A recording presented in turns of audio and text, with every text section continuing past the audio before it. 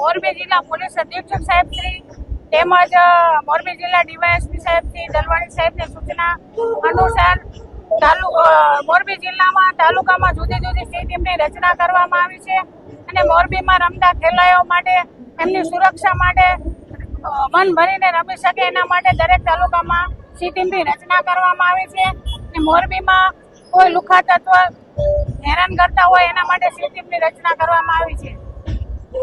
કેટલી C team active હશે? અત્યારે સી ટીમ દરેક પોલીસ સ્ટેશન વાઇઝ એક્ટિવ છે.